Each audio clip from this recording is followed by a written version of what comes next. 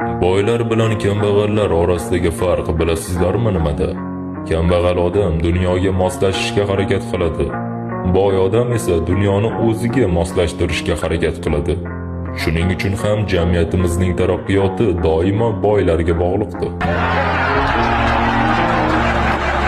Men unday deb o'ylamayman. Meni nazarimda bu dunyoda boy ham yo'q, kambag'al ham. Bu har kimning qarashiga bog'liq narsa. Kimdirning puli yo'q, lekin har doim yonida baxtli oilasi bor. Kimdirning dunyo puli bor, lekin yonida bir-biridan soxta ko'kalardan boshqa hech kimi yo'q. Shunday insonlar borki, yeyishga noni yo'q bo'lgan vaqtda ham, sariq chaqasi bo'lmasa ham, faqir holida ham ehson qiladi. Biz bu yerda kayf va safo qilayotganimizda, ular ibodat qilib hech narsasi yo'q bo'lsa ham Xudoga shukr qilishyapti va albatta erta-kech ter to'kib mehnat qilib harakat qilishyapti. Sizlar unda insonlarni kambag'al, faqir deysiz, lekin aslida ular hammamizdan boy. Chunki ularda iymon bor, umid bor, oqibat bor, halovat bor. Bizning cho'ntagimiz boy xolos, qalbimiz esa juda ham qashshoq. Biz hamma narsaning narxini bilamiz, lekin qadrini bilmaymiz.